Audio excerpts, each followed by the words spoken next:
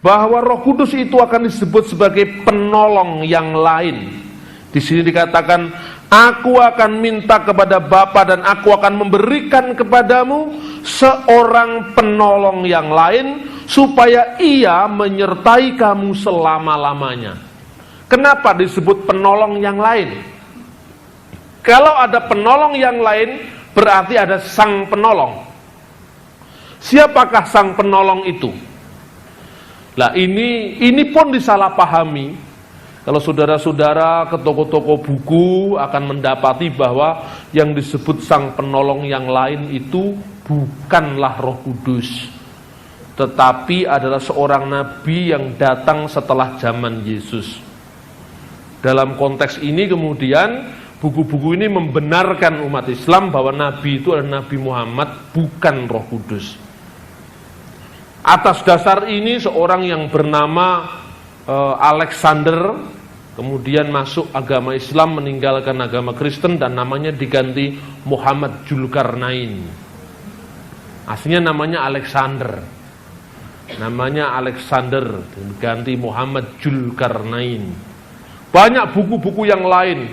Malahan sekarang ada satu buku yang judulnya Mengapa Kami Memilih Agama Islam, itu berseri tokoh-tokoh dunia yang katanya tokoh-tokoh dunia memilih Islam. Bahkan ada satu buku yang judulnya Bible, Quran, dan Sains Modern, ditulis oleh Dr. Maurid Bukail, yang juga mengatakan yang disebut penghibur ini adalah Muhammad dan bukan Roh Kudus. Nah ini bagaimana kok bisa seperti itu? Sehingga orang Kristen perlu mengerti apa jawabannya Roh Kudus itu siapa, mengapa disebut sebagai penolong yang lain. Salah satu argumennya, katanya, ini memang banyak katanya, karena memang ini menjawab orang lain. Yang diterjemahkan dengan kata penghibur itu bahasa aslinya, waduh bahasa aslinya kayak tahu-tahu sendiri. Bahasa aslinya adalah parakletos. Kata ini dipalsukan oleh orang Kristen. Mestinya adalah periklitos, bukan parakletos. Periklitos itu artinya sang terpuji. Kemudian oleh orang Kristen diganti hurufnya jadi parakletos.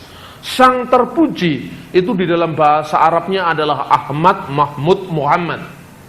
Jadi yang disebut sang penghibur itu, aku akan mengutus seorang yang terpuji. Yang terpuji itu bahasa Arabnya Ahmad atau Muhammad. Maka namanya itu adalah Muhammad. Ini katanya nubuat, katanya sasmito, katanya adalah suatu ramalan yang akan datang. Ini menurut kelompok ini. Apakah benar teks aslinya itu adalah periklitos dan bukan parakletos? Itu sama sekali tidak benar, itu bohong. Aslinya sejak zaman abad pertama, tahun 120 sudah ada salinan Injil dalam tulisan tangan yang namanya manuskrip tulisan tangan yang ditemukan di Mesir tahun 120, bunyinya parakletos, bukan periklitos.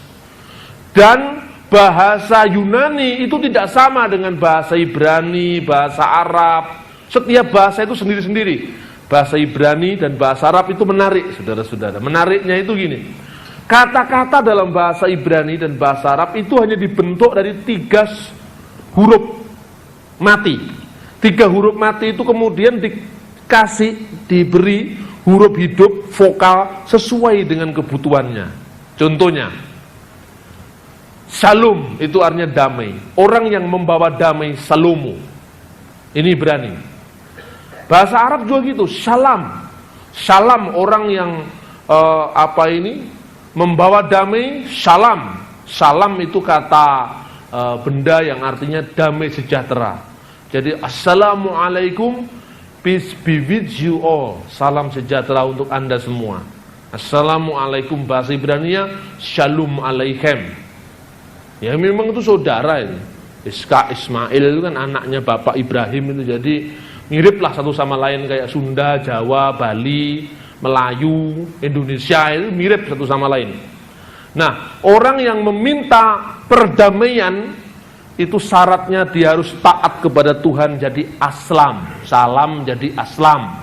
Orang yang mencari salam perdamaian dengan taat atau aslam, itu namanya muslim. Kalau perempuan muslimah. Nah, agama yang mengajarkan untuk mencari perdamaian dengan sikap aslam, taat kepada Tuhan, namanya al-Islam. Jadi bisa dibolak-balik. Yang penting SLM, sin lam mim tidak hilang. Tetapi bisa ditambahi kata, diganti kata, menjadi kata benda, kata kerja, kata benda baru, kata sifat. Itu bahasa Arab. Lah bahasa Ibrani nggak bisa diatur pakai bahasa Yunani, nggak bisa, karena bahasa Arab Ibrani serumpun, makanya mirip. Shema Yisrael Adonai Eloheinu Adonai Echad. Orang Arab menyebut Isma'u ya Israel ar-rubun ilahuna rubun wahid. Orang Arab menyebut ilahuna, orang Yahudi menyebut Elohenu. Orang Ibrani menyebut Shema, orang Arab menyebut Isma'u. Orang Ibrani menyebut Ahad, orang Arab menyebut Echad, orang Arab menyebut Ahad. Ini karena memang mirip lah. Yunani itu rumpunnya beda, bahasanya beda, budayanya beda. Karena itu tidak bisa Parakletos dibaca Periklitos, tidak bisa. Parakletos ya Parakletos, Periklitos ya Periklitos, kayak bahasa Jawa, kayak bahasa Indonesia. Cewek ya cewek, beda dengan cowok, beda dengan cuek.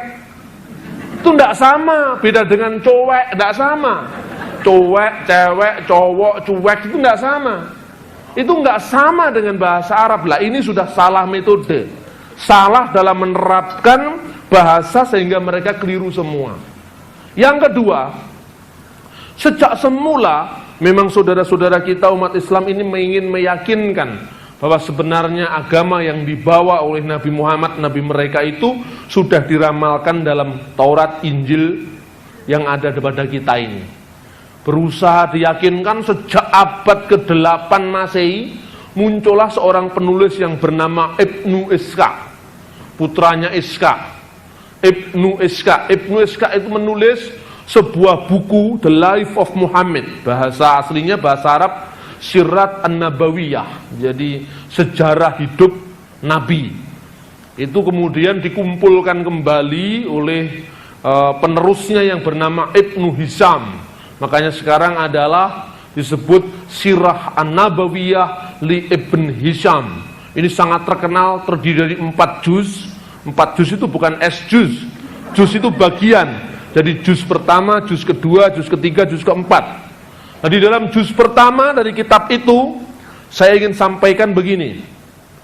Yang disebut dengan penolong yang lain, itu katanya bahasa aslinya, katanya lagi nih katanya, Muhammena. Muhammena itu yang kemudian menjadi bahasa Arab Muhammad.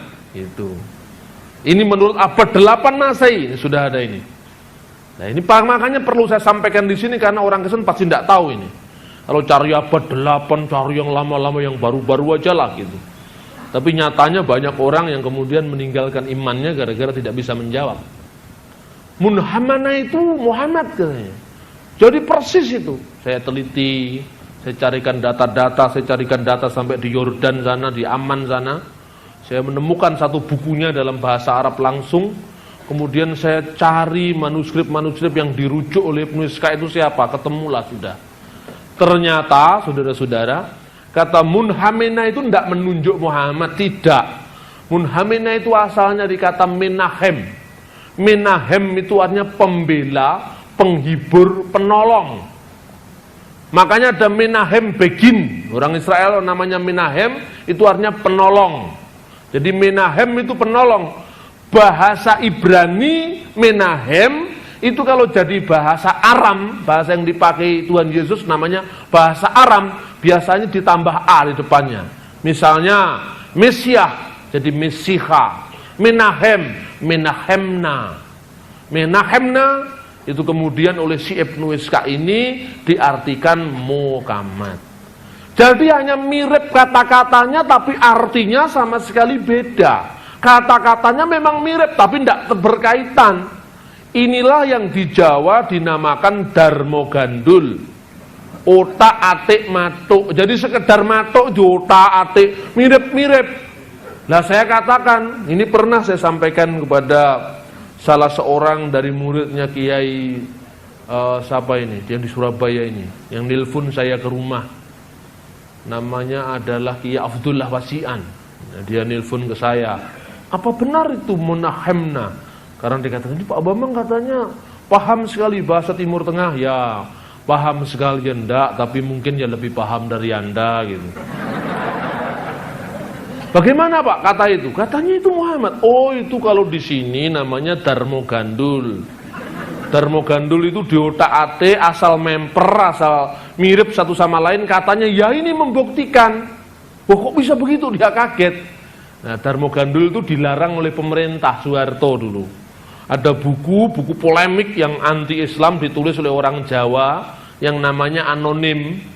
Katanya ditulis oleh Ki Kalam Wadi, namanya Anonim. Judulnya adalah Serat Darmo Gandul. Satunya lagi Suluk Gatoloco. Dua buku ini kemudian dilarang oleh Kejaksaan Agung. Ya mestinya kalau saksi Yehova diperbolehkan, buku ini juga diperbolehkan hadir lagi. Nah, di dalam Darmo Gandul itu dikatakan apa yang dinamakan mukamat Rasulullah. Ini saya sekedar mengutip untuk membuktikan bahwa otak-atik matuk itu salah. Muhammad itu namanya seorang nabinya umat Islam yang artinya namanya terpuji. Rasulullah itu Rasul, utusan. Rasulullah utusan Allah, itu menurut bahasa yang benar. Karena Darmo Gandul tidak ngerti bahasa Arab, ngertinya bahasa Jawa, dialek Kediri. Karena kemungkinan penulisnya itu tinggal di Kediri tahun 1830-an, zamannya perang Diponegoro. Itu ditulis itu. Dia mengatakan yang disebut Muhammad itu artinya makam. Loh kan mirip makam dengan mukamat. Orang Jawa kan nggak bisa ngomong Muhammad, mukamat. Nabi mukamat. Itu orang Jawa kan. Mukamat itu makam. Rasulullah itu rasa sing salah. Lah ini. Lah kalau begini apa benar? Kan salah. Jadi nggak bisa mirip-mirip, dimirip-miripkan kemudian dikatakan, wah itu bukan Roh Kudus, tapi itu adalah penghibur itu Muhammad. Nggak bisa. Kan marah juga kalau umat Islam dikatakan mukamat itu adanya makami rasa sing salah. Nah kemudian banyak orang yang mengamuk, termasuk Zainuddin Amjad ngamuk, buku ini kemudian dilarang. Sampai sekarang tidak boleh beredar, tapi saya punya. Untuk apa saya punya? Untuk koleksi saja. Ini koleksi yang salah-salah itu gini.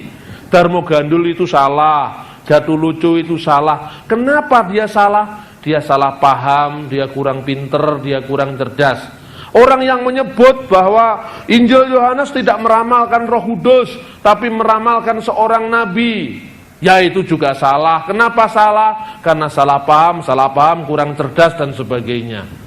Ini juga terjadi di mana-mana. Dan kita harus adil, harus fair, bahwa sebenarnya yang dia maksud itu sebetulnya ingin membuktikan suatu keluhuran, membuktikan suatu kebenaran, tapi kebenaran tidak bisa berdiri sendiri jikalau dia tidak menghargai objektivitas atau penemuan-penemuan sejarah.